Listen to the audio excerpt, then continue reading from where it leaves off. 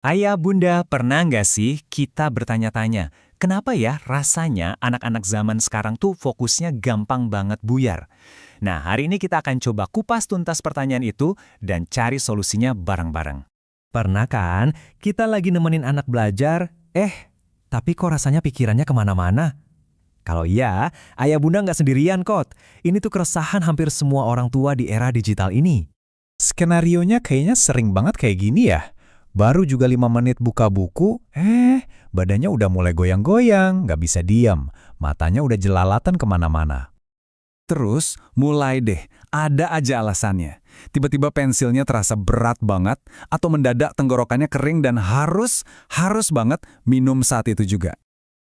Dan ujung-ujungnya, keluar deh kalimat saktinya, bosan seolah-olah belajar itu jadi kegiatan paling nggak menarik di seluruh dunia. Nah, ini dia pertanyaan kuncinya. Sebelum kita cepet-cepet ngecap anak kita pemalas atau nggak bisa fokus, gimana kalau kita coba lihat dari sudut pandang yang beda? Jangan-jangan bukan anaknya yang salah, tapi dunianya yang udah berubah total. Oke, kita masuk ke poin pertama. Dunia tempat anak-anak kita tumbuh sekarang itu beda banget sama zaman kita kecil dulu. Dan perubahan ini ternyata punya dampak langsung ke cara otak mereka bekerja loh. Coba deh kita ingat-ingat lagi. Dulu, hiburan kita apa sih? Paling nonton TV di jam-jam tertentu atau main di luar. Terbatas banget kan? Sekarang? Wah, tinggal sekali sentuh layar, ratusan video langsung muncul dalam sekejap. Instan dan nggak ada habisnya. Jadinya otak anak kita itu tumbuh di tengah badai informasi super cepat. Ada notifikasi yang bunyi terus, video-video pendek yang ganti-ganti melulu, dan kebiasaan scrolling yang seolah tanpa akhir. Ini semua ngelatih otak mereka untuk pengen semuanya serba cepat. Jadi, setiap kali mereka lihat konten yang seru dan cepat gitu, otaknya kayak dapat hadiah kecil. Rasanya tuh senang, puas, dan ini bikin nagih. Otak jadi terbiasa untuk nyari sensasi hadiah instan ini terus-menerus. Nah, disinilah masalahnya muncul. Belajar itu kebalikannya 180 derajat.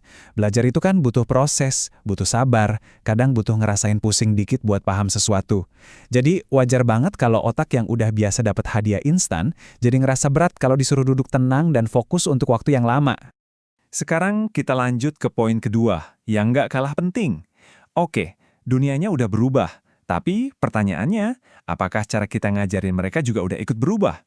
Seringnya sih jawabannya belum. Coba kita bayangin deh, model belajar yang masih sering banget kita temui. Anak disuruh duduk yang manis, diam, dengerin penjelasan, terus catat. Ini kan model belajar yang pasif banget.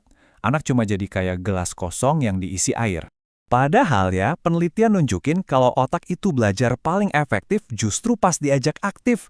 Saat diajak mikir, pas diajak nyoba-nyoba, bahkan saat dia bikin kesalahan. Jadi, kalau belajar cuma duduk diam, otaknya bosen. Bukan karena nggak mampu, tapi karena cuma jadi penonton. Nah, ini membawa kita ke bagian yang paling penting, di mana kita bakal bongkar beberapa salah kaprah. Gampang banget emang ngasih label ke anak, tapi seringnya ada cerita lain di baliknya. Pernah nggak sih kalimat-kalimat ini lewat di pikiran kita? Anakku tuh males banget, dia emang dasarnya nggak bisa fokus. Atau, aduh ini pasti gara-gara kecanduan HP. Wajar sih kita mikir gitu, tapi jangan-jangan kita melewatkan akar masalah yang sebenarnya. Nah, coba deh kita pertimbangkan kemungkinan-kemungkinan ini. Mungkin bukan anaknya yang malas, tapi metode belajarnya yang nggak nyambung sama cara kerja otaknya. Atau mungkin sesi belajarnya kepanjangan tanpa istirahat.